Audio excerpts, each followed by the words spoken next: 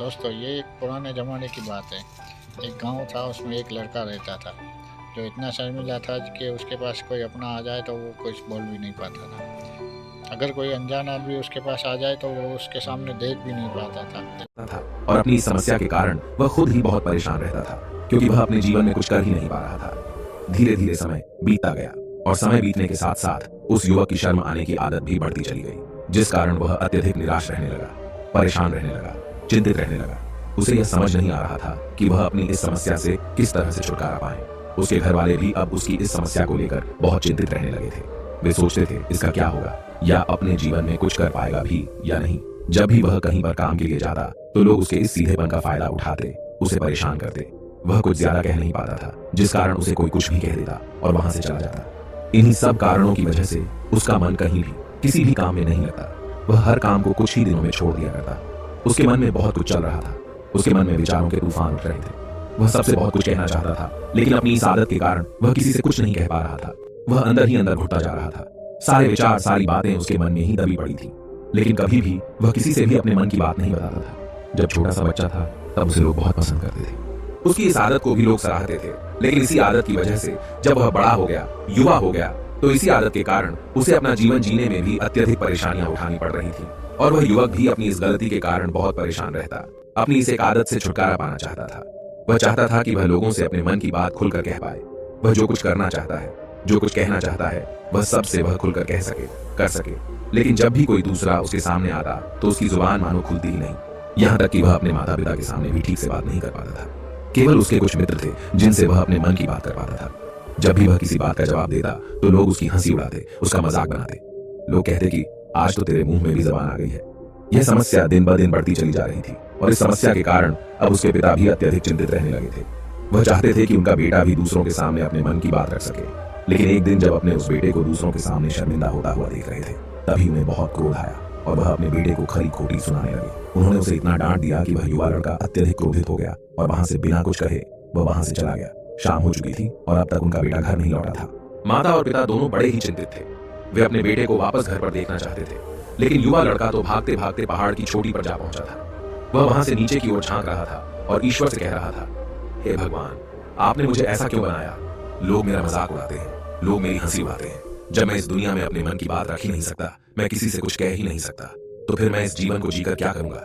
जब भी मैं किसी से कुछ कहने की कोशिश करता हूँ तो लोग मेरा मजाक बनाते हैं, मेरी हंसी उड़ाते हैं। यहाँ तक कि वह मुझसे कुछ भी कहकर चले जाते हैं और मैं उनका जवाब नहीं दे पाता। ऐसा जीवन जीकर मुझे क्या मिलेगा? इसलिए मैं तेरे पास आ रहा हूँ। इतना कहकर जैसे ही वह युवक कूदने की तैयारी कर रहा था कि तभी पीछे से आवाज सुनाई पड़ी, बेटा, जान देना तो बहुत आसान है, लेकिन इस जान को तुम वापस नहीं पा सकोगे। जैसे ही यह आवाज उसके कानों में पड़ी, वह पीछे मुड़कर देखने लगा। उसने जैसे ही पीछे मुड़कर देखा, उसने पाया कि एक बौद्ध भिक्षु उसके पीछे खड़े हैं। उन्हें देखकर वह डर सा गया और अपने कदम पीछे खींच लिए और चुपचाप वहां पर खड़ा हो गया। अपनी आदत के कारण वह उनसे कुछ कह नहीं पा रहा था। तभी बौद्ध भिक्षु उस युवक से कहते हैं, बेटा, क्या बात है? आखिर तुम यहाँ पर क्या कर रहे हो और तुम अपने इस जीवन को क्यों समाप्त करना चाहते हो? यह अनमोल जीवन बहुत कम लोगों को नसीब होता है और तुम्हें यह जीवन व्यर्थ लगता है। इस पर वह युवक कहता है, नहीं नहीं, कुछ नहीं, मैं तो बस यहाँ पर खड़ा होकर देख रहा था। तभी बौद्ध भिक्षु उस युवक से कहते हैं, बेटा, मैं जानता हूं कि तुम यहाँ पर क्या करने आए थे। तुम मुझसे कुछ नहीं छुपा सकते, लेकिन मैं चाहता हूं कि तुम अपनी समस्या मुझसे खुद बताओ, तभी मैं उसका समाधान तुम्हें बता पाऊंगा। यदि तुम चाहते हो कि कोई तुम्हारी मदद करे तो उसके लिए पहले तुम्हें ही आगे बढ़ना होगा। यदि तुम चाहते हो कि मैं तुम्हारी समस्या का समाधान करूं तो तुम्हें मुझे अपनी समस्या बतानी होगी, वरना मैं कुछ नहीं कर सकूंगा। उन बौद्ध भिक्षुओं की यह बात सुनकर वह युवक कहता है, नहीं नहीं, मैं ठीक हूं, मैं सच कह रहा हूं। उस युवक की यह बात सुनकर बौद्ध भिक्षु उस युवक से कहते हैं, ठीक है बेटा, यदि तुम नहीं चाहते कि मैं तुम्हारी मदद करूं तो कोई बात नहीं, मैं तुम्हारी बात पर विश्वास कर लेता हूं। लेकिन तुम्हें भी मेरी एक बात पर विश्वास करना चाहिए कि मैं तुम्हारी मदद के लिए ही यहाँ पर आया हूँ। तुम चाहो तो तुम अपनी समस्या मुझे बता सकते हो और मैं तुम्हारी इस समस्या का समाधान भी अवश्य करूंगा। इसका जवाब देते हुए युवक उन बौद्ध भिक्षु से कहता है, नहीं नहीं, मैं ठीक हूँ, आप जाइए। इस पर वह बौद्ध भिक्षु उस युवक से कहते हैं, ठीक है बेटा, यदि तुम चाहते हो कि मैं यहाँ से चला जाऊं तो मैं यहाँ से चला जाता हूँ, लेकिन मेरी एक बात याद रखना, मेरे जाने के बाद मैं तुम्हारी कोई मदद नहीं कर पाऊंगा और हो सकता है कि तुम्हारी मदद के लिए कोई और आगे भी ना आए। इतना कहकर बौद्ध भिक्षु पीछे की ओर मुड़े और अपने मार्ग में आगे बढ़ने लगे। वो युवक वहीं पर खड़ा होकर यह सब देख रहा था। जैसे ही वह कुछ दूर पहुंचे, तभी उस युवक ने जोर से आवाज लगाई, हे गुरुदेव, मेरी समस्या बहुत बड़ी है, क्या आप उसका समाधान कर सकेंगे? क्या आप मुझे उसका समाधान दे सकेंगे? यह सुनकर बौद्ध भिक्षु वहीं पर खड़े हो गए। पीछे मुड़कर उन्होंने उस युवक की बात का जवाब देते हुए कहा, बेटा, इस दुनिया में कोई भी ऐसी समस्या नहीं है जिसका कोई समाधान न हो। यदि तुम मुझे अपनी समस्या बताओगे तो मैं उसका समाधान अवश्य करूंगा। तभी वह युवक उन बौद्ध भिक्षु से अपनी समस्या बताते हुए कहता है, गुरुवर, मेरी एक बहुत बड़ी समस्या है कि मैं शर्मिला हूं, जिस कारण मैं किसी से कोई बात नहीं कर पाता। यहां तक कि मैं अपने मन की बात भी किसी को नहीं बता पाता। जब भी मैं किसी से बात करने की कोशिश करता हूं तो लोग मेरा मजाक उड़ाते हैं, मेरी हंसी उड़ाते हैं। जब भी मुझे कोई खरी खोटी सुनाता है, उल्टी सीधी बातें करता है, तो मैं उनका जवाब नहीं दे पाता। मैं लोगों की तरह चालाक बनना चाहता हूँ, लोगों की तरह बातों का जवाब देना चाहता हूँ, अपने मन की बात करना चाहता हूँ। मैं इस दुनिया के साथ कदम से कदम मिलाकर आगे बढ़ना चाहता हूँ। क्या इसका कोई समाधान है? उन भिक्षु ने उस युवक की सारी बातें ध्यानपूर्वक सुनी और फिर जवाब देते हुए कहते हैं, बेटा, जरूरत से ज्यादा शर्मिला होना, इसका अर्थ यह है कि तुम्हारे अंदर कोई डर है जिसे तुम पहचान नहीं पा रहे, जिस कारण उसका समाधान करने में भी असमर्थ हो। शर्म करना अलग बात है और डरना अलग। जब हमारे भीतर डर होता है तब हम कहीं भी किसी से भी कोई भी बात नहीं कर सकते। हमें चारों तरफ केवल डर ही नजर आता है और हम हर जगह से डरते ही रहते हैं, लेकिन इसे शर्माना नहीं कहते। शर्म तो बस एक हद तक तुम्हें चुप रख सकता है। फिर वह बौद्ध भिक्षु उस युवक से कहते हैं, बेटा, तुम सबसे अधिक किससे शर्माते हो? युवक इसका जवाब देते हुए कहता है, गुरुवर, मुझे अपने पिता से बात करने में बहुत शर्म आती है, मैं उनके सामने कुछ बोल ही नहीं पाता। तभी वह बौद्ध भिक्षु उस युवक से कहते हैं, अच्छा, तो यह बताओ, जब तुम अपने पिता से बात कर रहे होते हो या फिर बात करने का प्रयास करते हो तो तुम्हारे मन में कैसे ख्याल आते हैं? युवक इसका जवाब देते हुए कहता है, गुरुवर, जब भी मैं अपने पिता से बात करने का प्रयास करता हूँ तो मुझे ऐसा लगता है कि मानो मेरे पिता अभी मुझे डांट देंगे, मुझ पर क्रोध करेंगे, मुझसे या नाराज हो जाएंगे, और कहीं ना कहीं मुझे यह भी लगता है कि मैं कुछ गलत बात ही करूंगा। यहाँ तक कि मेरे मन में ऐसे भी ख्याल आते हैं कि शायद मेरे पिता मुझसे प्यार ही नहीं करते। परंतु गुरुवर, आप कहते हैं कि शर्म अलग है और डरना अलग बात है, तो क्या कोई ऐसा उपाय है जिससे मुझे डर ही ना हो? क्या कोई ऐसा रास्ता है जिससे मेरे अंदर का यह डर पूरी तरह से समाप्त हो जाए? कृपा करके मुझे इस समस्या का समाधान बताइए। मुझे अपने इस डर से बाहर निकलना है, मुझे लोगों की तरह अपने इस जीवन को खुलकर जीना है। उस युवक की ये सारी बातें सुनकर बौद्ध भिक्षु उस युवक से कहते हैं, जाओ और अपने पिता से कहो कि मुझे कुछ काम करना है और उसके लिए मुझे आपसे कुछ धन चाहिए। यदि तुम उनसे धन मांगने में कामयाब हो गए तो मैं तुम्हें तुम्हारी समस्या का समाधान अवश्य बताऊंगा। वह युवक काफी घबरा गया। उसने उन गुरुवर से कहा, हे गुरुवर, मुझे यह कार्य न दीजिए, मैं उनसे कुछ नहीं कह पाता। उनके सामने तो मेरी बोलती तक बंद हो जाती है, मैं उनसे धन भला कैसे मांगूंगा? यह बात सुनकर बौद्ध भिक्षु उस युवक से कहते हैं, तब तो तुम्हारी समस्या का कोई भी समाधान नहीं है और न ही तुम कभी भी अपने जीवन को खुलकर जी पाओगे। यह बात सुनकर युवक उन भिक्षुओं से कहता है, गुरुवर, ऐसा न कहे, कृपा करके मुझे कोई और कार्य बताइए, कोई ऐसा कार्य जिससे मेरे अंदर का डर पूरी तरह से समाप्त हो जाए, कोई ऐसा समाधान बताइए। इसका जवाब देते हुए वह बौद्ध भिक्षु उस युवक से कहते हैं, बेटा, यदि तुम्हें अपने अंदर के डर को समाप्त करना है तो पहले तुम्हें मेरा यह कार्य करना होगा जो मैंने तुम्हें कहा है। वह युवक घबराकर काफी देर सोच विचार करने के बाद उन गुरुवर से कहता है, ठीक है, यदि आप चाहते हैं कि मैं इस कार्य को करूं तो मैं इसे करने का पूरा प्रयास करूंगा। इतना कहकर वह युवक अपने घर लौट जाता है। उसे देखकर उसके माता पिता बहुत खुश हो जाते हैं और वह युवक अपने पिता से डरते डरते कहता है, पिताजी, मुझे आपसे कुछ बात कहनी है। इस पर उसके पिता कहते हैं, बोलो, क्या बात है? युवक आगे कहता है, पिताजी, मैं कुछ काम करना चाहता हूँ और उसके लिए मुझे आपसे कुछ धन चाहिए, क्या आप मुझे कुछ धन दे सकते हैं? इतना सुनकर उस युवक के पिता ने उसकी ओर ध्यान से देखा। काफी देर देखने के बाद वह खुशी से झूम उठे और तुरंत ही उन्होंने कुछ धन अपने पुत्र के हाथों पर रख दिया और कहने लगे, बेटा, इतना धन काफी है कि तुम्हें और चाहिए। इसके जवाब में वह युवक अपने पिता से कहता है, नहीं नहीं पिताजी, इतना काफी है, मैं इतने से काम चला लूंगा। वह युवक उस धन को लेकर तुरंत दौड़ा दौड़ा उन बौद्ध भिक्षु के पास लौटा और जो धन उसने अपने हाथों में ले रखा था उसे दिखाते हुए वह कहता है, गुरुवर, जैसा आपने कहा था, मैं धन लेकर आपके पास आ चुका हूँ। मैंने अपने पिता से धन मांग लिया है, अब मुझे आप मेरी समस्या का समाधान बताओ। तभी बौद्ध भिक्षु उस युवक से कहते हैं, अरे इतनी जल्दी क्या है, अभी तो तुम्हें मेरे लिए एक और काम करना है, तभी मैं तुम्हें तुम्हारी समस्या का समाधान अवश्य बताऊंगा। और यदि तुम मेरे लिए इस कार्य को नहीं पूरा कर सके तो मैं तुम्हें कभी भी तुम्हारी समस्या का समाधान नहीं बताने वाला। तभी वह युवक उन बौद्ध भिक्षुओं से कहता है, हे गुरुवर, अभी तो मैंने आपके लिए एक काम किया है, अभी आप मुझे एक और काम करने के लिए कह रहे हैं। तभी बौद्ध भिक्षु उस युवक से कहते हैं, हाँ, तुम्हें मेरे लिए एक और काम करना ही होगा। वह युवक एक बार फिर से काफी देर सोच विचार कर उन बौद्ध भिक्षु से कहता है, अच्छा ठीक है, बताइए अब मुझे क्या करना है? इसके जवाब में बौद्ध भिक्षु उस युवक से कहते हैं, जाओ और यह धन जो तुमने अपने पिता से मांग कर लाया है, इस धन को वापस अपने पिता को लौटा दो और साथ साथ यह भी कहना कि पिताजी, मैं अभी काम नहीं करना चाहता, लेकिन जब समय आएगा तो मैं आपसे यह धन वापस ले लूंगा और उससे अपना काम पूरा करूंगा। यह बात सुनकर युवक एक बार फिर से ऊपर से नीचे तक पूरी तरह से कांप गया और कहने लगा, गुरुवर, आप मुझे कोई और काम सौंप दीजिए, मैं उसे जरूर करूंगा, लेकिन अब यदि मैं धन लेकर उनके पास वापस गया तो वह क्या सोचेंगे मेरे बारे में? मैं तो शर्मिंदा हो जाऊंगा उनके सामने। इसलिए गुरुवर कृपया करके मुझे कोई और काम दे दे। तभी बौद्ध भिक्षु उस युवक से कहते हैं, बेटा, जो काम मैंने तुम्हें सौंपा है, तुम्हें उसी कार्य को पूरा करना होगा, अन्यथा तुम्हारी समस्या का समाधान मैं तुम्हें नहीं बताने वाला। काफी देर सोच विचार करने के बाद वह उन बौद्ध भिक्षु से कहता है, ठीक है गुरुवर, मैं वापस जाता हूं और यह धन लौटाकर मैं अभी आता हूं। वह तुरंत दौड़ा दौड़ा अपने पिता के पास वापस लौटा। उसने अपने पिता से कहा, पिताजी, मैं यह धन अभी नहीं लेना चाहता, अभी यह धन आप मुझसे वापस ले लीजिए। जब मुझे कोई काम पड़ेगा तो मैं आपसे यह धन वापस ले लूंगा। उसके पिता ने उस युवक की तरफ घूर घूर कर काफी देर तक देखा और फिर मुस्कुराते हुए कहने लगे, बेटा, मैं समझता हूं कि किसी भी काम को शुरू करने से पहले हमें उसके बारे में जानकारी इकट्ठा करनी चाहिए। उसके बारे में समझना जरूरी है। कब, क्या, कैसे और कब तक करना है, इसके बारे में भी हमें जानकारी लेनी जरूरी है। कोई भी काम ऐसे ही नहीं शुरू किया जा सकता। उसमें हम सफल होंगे या फिर नहीं, इसका भी अनुमान हमें लगाना पड़ता है। और जब हम इन सभी के बारे में सही जानकारी प्राप्त कर लेते हैं, तभी हमें धन लगाना चाहिए। मुझे बहुत खुशी है कि तुमने यह सही निर्णय लिया है। जब तुम्हें यह समझ में आ जाए कि जो कार्य तुम करने जा रहे हो वह तुम्हारे लिए उचित है, तब तुम चाहो तो मैं तुम्हें यह धन वापस लौटा दूंगा। युवक अपने पिता से यह सारी बातें सुनकर मन ही मन बहुत प्रसन्न था। उसने यह तो उम्मीद तक नहीं की थी कि उसके पिता हंसकर उसे इस तरह से सारी बातें समझाएंगे। वह मन ही मन यह सोच ही रहा था कि तभी उसके पिताजी उसके और करीब आए और अपनी उस युवा बेटे को गले से लगा लिया। जैसे ही उसके पिता ने उस युवक को गले से लगाया, उसको बहुत अच्छा महसूस हुआ। उसका आत्मविश्वास, उसका हौसला और बढ़ता गया। उसके बाद युवक वापस पूर्ण गुरुवर के पास लौटा और कहने लगा, गुरुवर, जैसा आपने कहा था मैंने बिल्कुल वैसा ही किया है। मैंने धन अपने पिता को वापस कर दिया है। अब तो कृपया करके मुझे मेरी समस्या का समाधान बता दीजिए।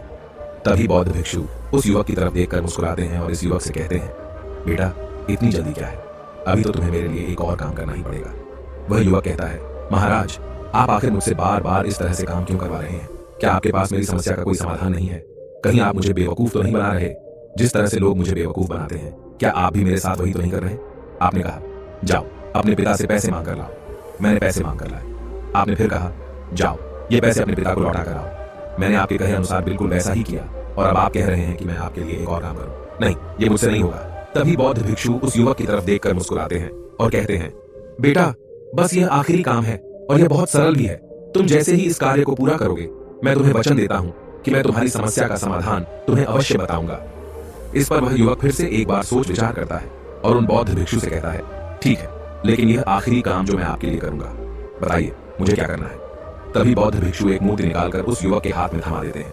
वह मूर्ति देखने में बहुत ही साधारण सी थी, लेकिन वह बौद्ध भिक्षु उस युवक से कहते हैं, बेटा, तुम्हें इसे बाजार में ले जाना है, इसे बेचना है और इसके बदले में तुम्हें 100 सोने के सिक्के लेकर आने हैं। जब तुम यह करने में सफल हो जाओगे, तभी मैं तुम्हें तुम्हारी समस्या का समाधान तुम्हें बता पाऊंगा। वह युवक उस मूर्ति को अपने हाथ में लेकर बड़े ही गौर से देखता है और उन बौद्ध भिक्षुओं से कहता है, हे गुरुवर, यह तो बड़ी ही साधारण सी मूर्ति लग रही है, मानो मिट्टी की बनाई गई हो। इसके लिए भला 100 सोने के सिक्के मुझे कौन देगा? कहीं आपका माथा फिर तो नहीं गया है? इसके 1 या 2 सोने के सिक्के मिल जाए वही बहुत है, लेकिन इसके लिए 100 सोने के सिक्के कोई नहीं देगा। तभी बौद्ध भिक्षु उस युवक से कहते हैं, बेटा, मैंने जो तुम्हें काम सौंपा है, यदि तुम उसे पूरा करोगे तभी तुम्हें तुम्हारी समस्या का समाधान मिल पाएगा, अन्यथा तुम चाहो तो अपने घर लौट सकते हो, फिर से वही अपने पुराने जीवन में, जहां लोग तुम्हारा मजाक बनाते हैं, लोग तुम्हें डराते हैं, सताते हैं। मैं तुम्हें यहाँ अपने डर को निकलने में तुम्हारी मदद कर रहा हूँ। तुम मेरे यह काम करके अपने डर को धीरे धीरे भगा पाओगे। मेरे इस काम को पूरा कर दो, तुम्हें सब समझ आ जाएगा। वह युवक उन बौद्ध भिक्षुओं की बात सुनकर मन ही मन यह विचार करता है कि मुझे तो मेरी समस्या का समाधान किसी भी हालत में चाहिए, जिस कारण वह उस मूर्ति को उठाकर बाजार की ओर चल पड़ता है। बाजार पहुंचकर वह एक जगह चुपचाप उस मूर्ति को लेकर खड़ा हो जाता है और इंतजार करने लगता है कि कोई आएगा और उसे उस मूर्ति के बारे में पूछेगा और तब वह उस मूर्ति के लिए 100 सोने के सिक्के की मांग करेगा।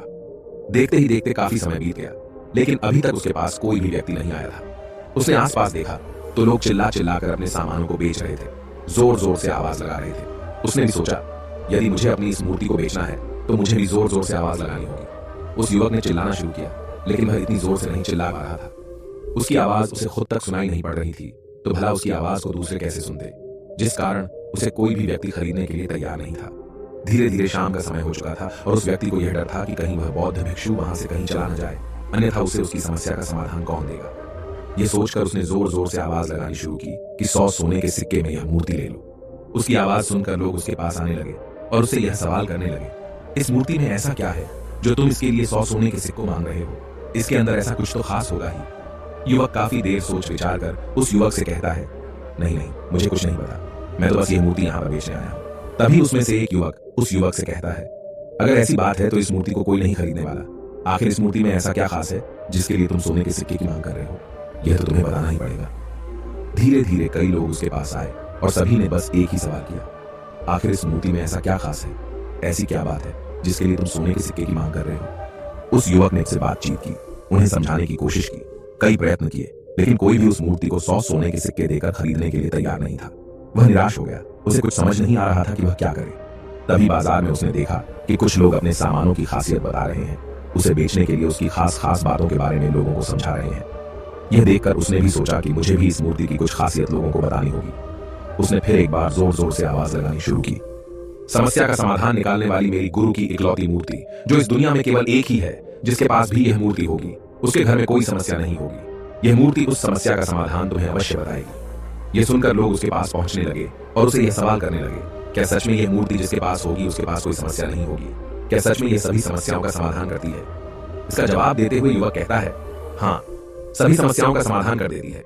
यदि आप इस मूर्ति को ले जाते हैं, आपके घर में कोई भी समस्या होगी तो उसका समाधान ये आपको अवश्य बताएगी। चाहे कोई भी समस्या हो, कैसी भी समस्या हो, कैसी भी परिस्थिति हो, आपको इसका समाधान अवश्य मिलेगा। इतना सुनने के बाद अब वही एक मूर्ति सबको चाहिए थी। उस मूर्ति के दाम लगाने लगे। कोई उसे 200 सोने के सिक्के तो कोई 400, कोई 600 तो कोई 1000 सोने के सिक्के देने के लिए तैयार था। उस मूर्ति की कीमत लगातार बढ़ती जा रही थी। जैसे जैसे लोगों को पता चलता जा रहा था कि यह मूर्ति लोगों की समस्या का समाधान करती है, लोग उसे किसी भी कीमत पर खरीदने के लिए तैयार हो गए थे। अब वह युवक भी आत्मविश्वास के साथ और जोर से चिल्ला रहा था, लोगों को उस मूर्ति के बारे में समझा रहा था, बता रहा था। अब उसके मन में कोई डर नहीं था। वह लोगों को उस मूर्ति के बारे में पूरे आत्मविश्वास के साथ, बिना घबराए, उस मूर्ति की खासियत बताने में लगा हुआ था, जिस कारण लोग उस पर भरोसा कर रहे थे। और वह भरोसा लोगों की नजरों में नजर भी आ रहा था। जैसे जैसे अंधेरा होता गया, लेकिन लोगों की भीड़ मानो कम होने का नाम ही नहीं ले रही थी। लोग उस मूर्ति को खरीदना चाहते थे। उस युवक ने जोर से आवाज लगाई कि मुझे क्षमा करें, यह मेरे गुरु की मूर्ति है और मैं इसे बेचना नहीं चाहता। इतना कहकर वह युवक उस मूर्ति को लेकर वापस खाली हाथ लौट आया और उन गुरुवर के पास पहुंचा और उन गुरुवर से कहने लगा, हे गुरुदेव, आपका बहुत बहुत धन्यवाद। इस मूर्ति ने मेरी समस्या का समाधान कर दिया। मुझे समझ में आ गया कि मेरी क्या समस्या थी। हालांकि मैं इसे बेचकर सोने के सिक्के तो आपके लिए नहीं ला पाया, लेकिन मुझे मेरी समस्या का समाधान अवश्य मिल गया। आपका बहुत बहुत धन्यवाद। इस बात को सुनकर बौद्ध भिक्षु उस युवक से कहते हैं, बेटा, मैंने तुम्हारी समस्या का समाधान नहीं किया है, तुमने तो खुद ही अपनी समस्या का समाधान किया। अपनी समस्या तुमने खुद ही सुलझाई है। तुम्हारे मन में हजारों सवाल थे, मैं यह करूंगा तो लोग क्या कहेंगे, मेरे बारे में क्या सोचेंगे, यदि मैं अपना मुंह खोलूंगा तो लोग मेरे पर हंसेंगे, यदि मैंने मुंह खोला तो मैं कुछ गलत ही करूंगा। ऐसे कई सारे विचार तुम्हारे मन में थे, ऐसे कई सारे डर तुमने अपने मन में पाल रखे थे। लेकिन जब इस मूर्ति के बेचने के दौरान तुमने उन हजारों लोगों का सामना किया, उनके सामने खुलकर अपनी बात रखी, उनके सामने खुलकर वह कहा जो तुम्हें कहना था, तो तुम्हारे मन का डर खुद खुद समाप्त हो गया। जिसे तुम शर्माना कहते थे, वो अपने आप ही तुम्हारे भीतर से कहीं गायब हो गया। युवक अपने गुरु की यह बात सुनकर अपने गुरुवर से कहता है, गुरुवर, आप सही कहते हैं। आपने आज मेरे मन में वो विश्वास जगा दिया है जिसे मैं अब अपने जीवन में कुछ भी हासिल कर सकता हूँ। आपका बहुत बहुत धन्यवाद। डर को धीरे धीरे खत्म करने से ना ही आपको शर्म आएगी और ना ही डर लगेगा। और जब आपके भीतर का डर हमेशा के लिए समाप्त हो जाएगा, तो आप अपने जीवन में जो भी कुछ करना चाहते हैं, जो भी कुछ पाना चाहते हैं, उसका रास्ता आपके लिए पूरी तरह से साफ हो जाएगा और आप अपने मार्ग पर तेजी से आगे की ओर बढ़ने में सक्षम भी हो जाएंगे। इसलिए लोग क्या कहते हैं, क्या कहेंगे, ये सब छोड़ दीजिए और खुद पर विश्वास कीजिए, क्योंकि आप ही हैं जो अपने इस डर का सामना कर सकते हैं। अगर आप किसी ऐसे व्यक्ति को जानते हैं जो हर वक्त शर्माता है या अपनी बात खुलकर लोगों के सामने नहीं रख पाता, तो ये